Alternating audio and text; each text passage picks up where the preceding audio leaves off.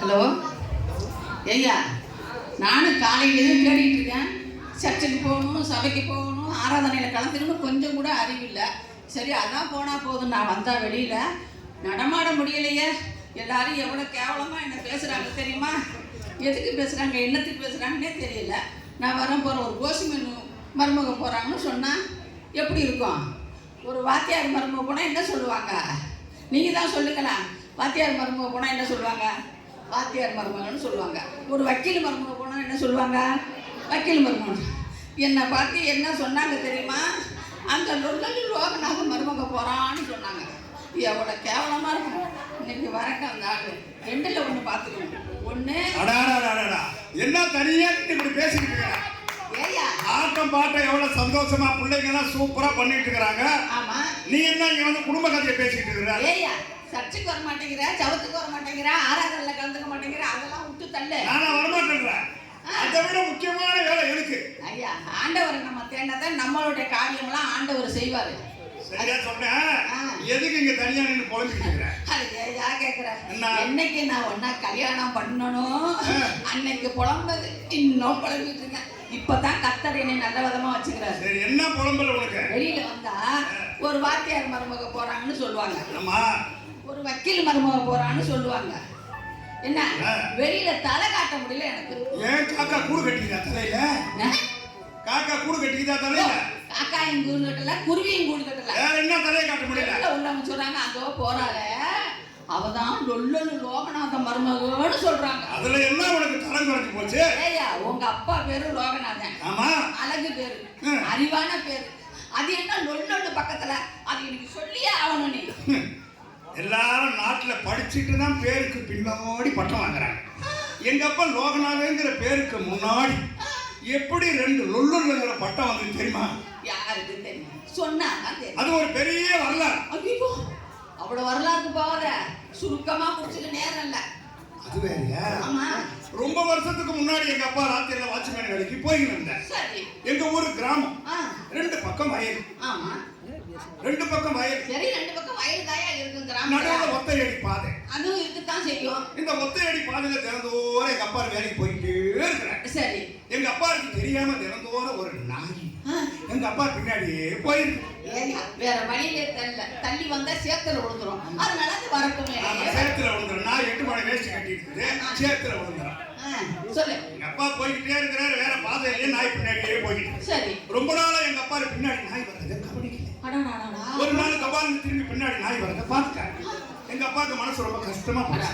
என்னடா தினந்தோறும் ஒரு நாய் இப்படி வந்தா நம்மள பாக்குறவங்க என்ன நினைப்பாங்க அப்படின்னு மக்கான எங்க அப்பா என்ன பண்றாரு தெரியுமா? நாய்க்கு ஜால் ஜாப் காட்டுறாரு. எப்படி காட்டினாரு? மக்கான எங்க அப்பா நேரம் கழிச்சு லேட்டா வேலைக்கு போறேன். எங்க அப்பா லேட்டா வேலைக்கு போற நேரத்துல எங்க அப்பனுக்கு முன்னாடி நாய். அதுதான் ஆச்சரியம். நாய்க்கு அறிவு அதிகம். அதனாலதான் உங்க அப்பா விட்டுட்டு முன்னாடியே அது போக ஆரம்பிச்சு. நாய் போற நேரத்துக்கு போயிடுச்சு, எங்க அப்பா லேட்டா போறாரு. அப்படி ஒரு கதை. முன்னாடி நாய் பின்னாடி எங்க அப்பா 2 பேரும் போயிட்டே இருக்கிறாங்க. அப்புறம் தூரம் போனதுக்கு அப்புறம் 2 பக்கம் வயல். 2 பக்கம் வயல். நடுவில் ஒத்தையடி பாதை. சரி, நடுவில் முன்னாடி நாய், பின்னாடி எங்க அப்பா. சரி, 2 பேரும் போயிட்டு. சரி, போயிட்டு ரொம்ப தூரம் போனதுக்கு அப்புறம் அந்த முன்னாடி போய்கிட்டு இருக்குல்ல நாய், முன்னாடி போய்கிட்டு இருக்கிற நாய் தண்ணியா போச்சு. எதுக்கு? மெதுவா சொல்லு. முன்னாடி போய்கிட்டு இருக்கிற கபாலுக்கு திரும்பி நின்று எங்க அப்பனை பார்த்து குறைக்கும். எங்க அப்பன் பதிலுக்கு திரும்பி நின்று நாயை பார்த்து முறைக்கும். குறைக்க முறைக்க முறைக்க குறைக்க குறைக்க என்ன ஆச்சு? ஒரே கடி. அது பாட்டுக்கு போகுது. பின்னாடி பாப்பானே, பேசுவானே, முறைப்பானே. அதுதான் ஒரு குடுங்கு குடுங்குச்சா? ஒரு குடி சதையா? என்ன புடுங்குச்சா? நாய். யாரு? உங்க அப்பன. நாயே? உங்க அப்பன. நாய் புடுங்கல. நாய் புடுங்கல. எங்க அப்பா ஒரே கடி நாய் கடிச்சா. எங்க அப்பா கடிச்ச கடியில நாய் துள்ளி குதிச்சு கீழே விழுந்து செத்து போச்சு. ஊருக்காரெல்லாம் பார்த்தாங்க, பஞ்சாயத்தை கூட்டி போட்டாங்க. பஞ்சாயத்துக்கு முன்னாடி நாற்காலி போட்டு எங்க அப்பாவை குந்த வச்சு பஞ்சாயத்து தலைவர் எந்திரிச்சு நின்றுட்டார். அடே லோகநாதா, ஊர்ல லொல்லுன்னு கத்திக்கிட்டு இருந்த நாயை ஒரே கடியில சாகடிச்ச பெருமை உன்னதாண்டா சாவு. அதனால இன்னிலிருந்து நீ சாதாரண லோகநாதன் அல்ல, லொல்லுள் லோகநாதன், லொல்லுள் லோகநாதன் அப்படின்னு அன்னைக்கு கொடுத்தது எங்க அப்பா பேருக்கு முன்னாடி 2 லொல்லுங்கிற பட்டம். அது சரி, இங்க வா. அது இல்ல, எதுக்கு? ஏயா நாய் தான் எல்லாரும் நாய் கடிச்சு சாவாங்க, உங்க அப்பா கடிச்சு நாய் செத்து போச்சு. நாளைக்கு நீ என்ன கடிச்சுட்டீங்கன்னாக்கா நான் தோப்பு. அதுக்காக இன்னையிலேருந்து ஏற்கனவே வாங்கின ஒரு அலுமினிய தட்டு இருக்குது, எதுக்கு? ஒரு செம்பு, எல்லாத்தையும் வெளியே போடுறேன்.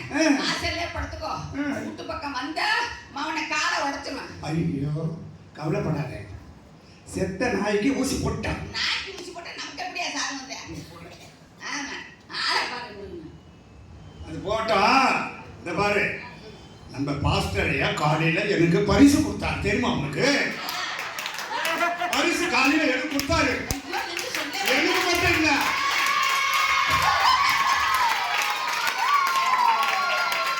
ஒரு சிலருக்கு போன்லயே கொடுத்துக்கிறாரு பரிசு. அதனால எந்த வேலையா இருந்தாலும் இனிமே ஐயா சொல்ற நேரத்துக்கு அவருக்காக வர சொல்லல, நமக்காக வரணும் அப்படிங்கிறத நாம எல்லாரும் முடிவெடுத்துக்கணும். சரியா?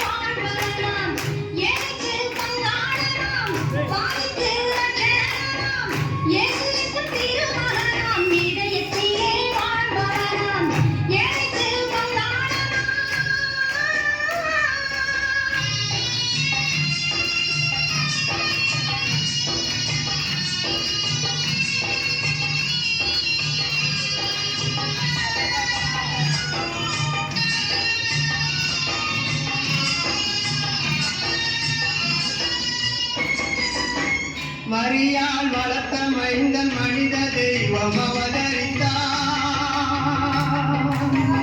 மாடிக்கட்டும் தொழுவத்திலே மாணிக்கம் பிறந்ததம்மா, மாடிக்கட்டும் தொழுவத்திலே மாணிக்கம் பிறந்ததம்மா.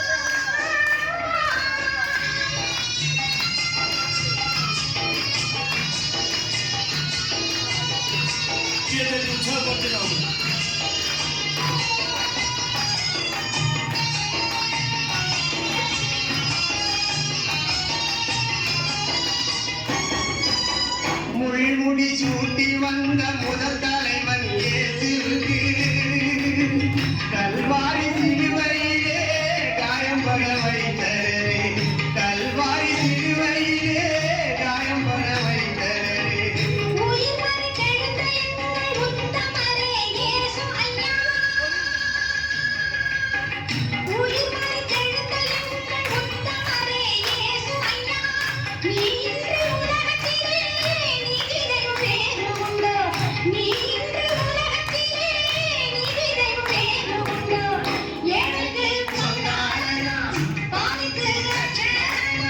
Yes,